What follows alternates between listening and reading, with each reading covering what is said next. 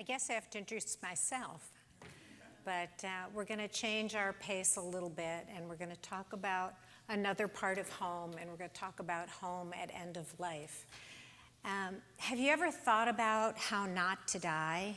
What would you not want to have happen to you at end of life? You know, like a scene in a movie where a character dies a terrifying death. Not the peaceful scene where family is gathered at the bedside, but one where they're falling into midair or blowing up or being the victim of some act of unspeakable violence. When I see a scene in a movie like that, I'm the person who has her hands over her eyes, or if I'm home, I'm swiftly heading out of the room because my tolerance for gory or scary is pretty much non-existent. So if I were to think about how not to die, I guess that might be right at the top of the list. But when I'm talking today about how not to die, I'm talking about more than the circumstances of our inevitable ends. How not to die is with words left unsaid, business left unfinished, choices left unmade. Many of us see every day difficult circumstances at end of life.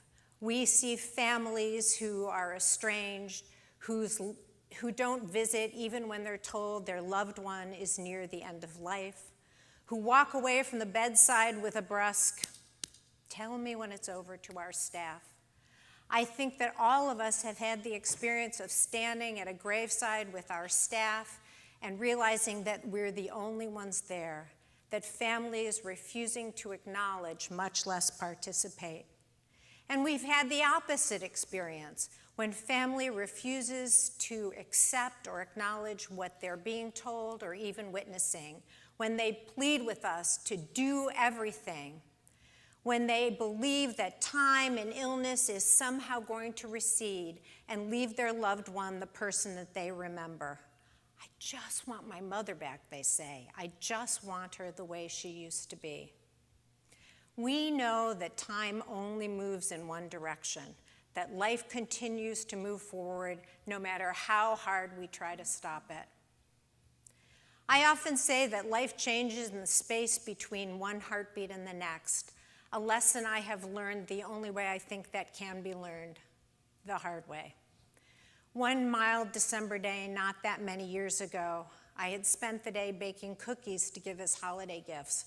My kitchen looked like a bakery with cooling racks on every available surface, and my jeans and sweatshirt were marked by the flowery handprints that are always hallmarks of me being in the kitchen all day.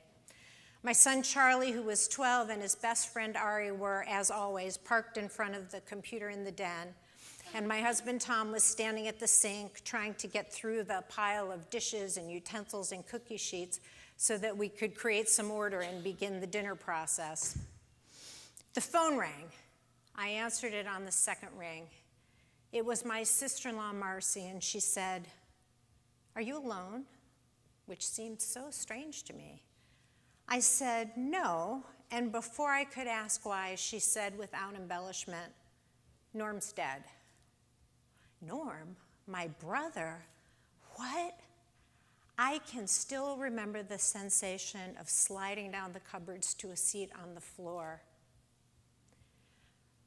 An accident, she said. There was more, but I didn't hear it. All I could think over and over was, but I just talked to him and he was fine. I had spoken to him on the phone the day before. We had laughed. We had made plans to see each other in less than 2 weeks. I couldn't comprehend it. I didn't understand it. And in some ways, I still don't. 18 months apart, my brother and I were the best of friends, the closest of confidants, each other's worst critic and biggest supporter.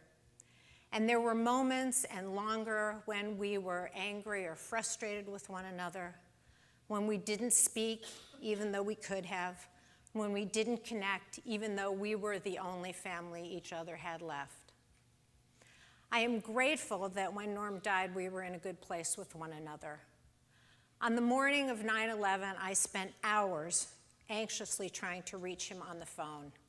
The phone lines were jammed or out, and even though I knew his Long Island home and place of business were far from ground zero, it didn't stop me from trying and trying. Finally, I got a response to one of my emails, and he said they could see smoke in the distance, but they were all safe. He was fine, they were all fine, and I remember the sensation of being able to breathe again. Little did I know that less than 3 months later, his life would be over. After my brother died, I had a series of dreams about him. In retrospect, they seemed to be a kind of progression. In the first, I was in a room, and he was standing outside, a full glass wall separating us. His hands were pressing against the wall, and he was trying and failing to speak to me. In the second, we were in the woods, and he was asking me without words which way he was supposed to go. And in the third, a dream that woke me screaming, I was standing in the doorway of his childhood room with one of my close cousins, and Norm was sitting across the room in a rocking chair. I screamed, "Look, he's alive, he's alive," and I ran to him and knelt down next to the rocking chair. He looked at me and said, "My ankle hurts. I think it's broken." And in that instant, I knew that I had to tell him. And I said, "Honey, you're broken all over." He looked at me with those beautiful hazel eyes and said, "I would have had such a good life." And I said, tears on my face in my dream and tears on my face as I slept, "Yes, you would." He said, "You need to have a good life. You need to do that for both of us." In these dreams, I tried to have my last conversation with my brother. I did what I always did, played the big sister whether he wanted it or not, feeling a need to help him along his journey. He died without a chance to say goodbye. There was no moment where he even realized what was happening to him. He died without the opportunity to share all the things he would have liked to share with his children, who were 11 and 12 at the time and would have to be without him forever. In the worlds in which we work, there is time not just to say goodbye, but oftentimes there's an opportunity for many kinds of conversations. My purpose here today is to talk about those kinds of conversations, to talk about the fact that we as healthcare providers steeped in Jewish values and traditions are not only uniquely qualified, but I believe in some ways obligated to help individuals to have those kinds of conversations. There are two kinds of conversations I want to talk about today. The first is the work of Dr. Angelo Valendez, author of the book, The Conversation. Dr. Valendez wants to revolutionize the way people die. On the very first night of his medical internship more than 15 years ago, Dr. Valendez encountered a patient who was dying of cancer. An accomplished professor, she seemed confused when he asked her if she wanted CPR if her heart stopped beating. On an impulse, he put her in a wheelchair and took her to the intensive care unit where they happened to witness a code blue taking place. Valendez returned her to her room, and she said to him her choices were much clearer now, and she opted for hospice. Dr. Valendez took this germ of an idea and would not let it go. And when he finished his fellowship at Harvard, he began to make and research the use of videos to help people understand the choices that they have at end of life. Today, Valendez has created a library of videos that are in multiple languages, culturally sensitive, and very accessible. His research indicates that the understanding of these video messages far outstrips verbal messages alone. And it takes complex medical decisions and conversations in many cases out of the hands of physicians and healthcare providers and puts them where they belong, in the hands of the patient and in the hands of their families. Sometimes I think that the choices we have to make at the end of life are even more accessible to us than the choices we make as we live. Our life sometimes from birth seems to just happen to us. But at end of life, when we know what is in front of us, many of us can and are entitled to make decisions about what happens to us. The second kind of conversation I want to talk about is well characterized as dignity therapy, a term coined by psychiatrist Dr. Harvey Chochinov. Chochinov's work with the dying led him to realize that often there are words left unsaid and business unfinished. He developed a set of questions and protocols to be used with assistance to help individuals tell their life stories. Sometimes people seek forgiveness in their stories. Sometimes they rewrite their lives to emphasize or de-emphasize a certain aspect or event, but always they find peace. Chochinov says that proximity to death influences the words that come out of people's mouths.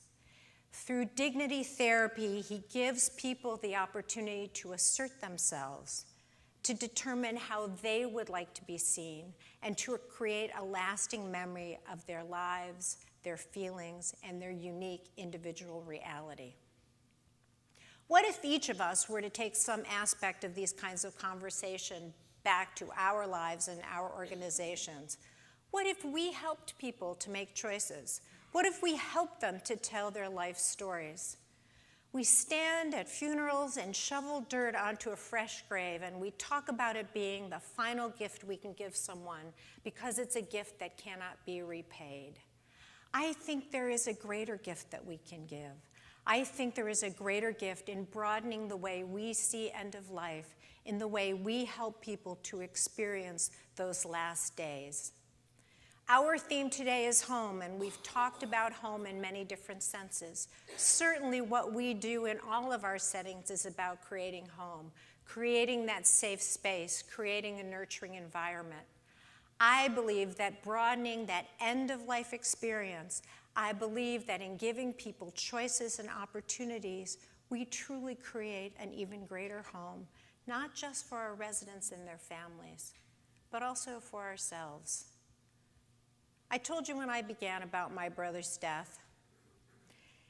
He died, and to this day, I long for one last conversation with him, a chance to tell him that I loved him and valued him, admired him, and appreciated him. He died nearly 20 years after our mother, who left us when she was very young, and we were in our early 20s. Breast cancer won that battle, although I have to say neither my brother nor I recognized that that was happening. My oldest was a year old, and he and I were flying from Wisconsin to Rochester every other weekend to see her, trips my not overly generous dad funded. That alone should have been a clue, but it wasn't. My mother gave me many opportunities to open a dialogue with her. She repeatedly asked me to take her china, a set they had recently been given for their 25th wedding anniversary and she had never used. I said no with a million reasons why not, telling her she was going to use it. She knew that day was never going to come, but I couldn't let her open that door and have that conversation with me. The last time I saw her, she was in the hospital. I was scheduled to have some elective surgery that week, and she said gently, "Does it have to be this week?" And I said, "Don't be silly, I'll see you in 2 weeks," the same routine I had been doing for months. She looked as if there was more to say, but no words were said, and I, so sure of everything, left her with a kiss, but not a final goodbye. As I'm sure you have guessed, she died 5 days later. Mom did not know how to have the conversation with me, and I did not know what to do other than to deny and resist even the thought of it, although in truth it did sometimes occur to me but was swiftly pushed out of my mind. I wonder what she would have said to me. Knowing her, it would have all been focused on comforting me, preparing me, telling me how much she loved us forever. She would have told me to focus on my children. The children come first, she always said. And she would have asked me to be patient with my dad, a challenge when our similarities so often resulted in a clash. I will never know. I never gave her that opportunity. Which is worse, my brother who left without time for final words or goodbye, or my mother whom I could not help to find a way? We can do better. I can do better, not just for ourselves, but for the people I care for, the people whose lives are in our sacred trust. How not to die with life unfinished, choices unmade, words unsaid. Thank you.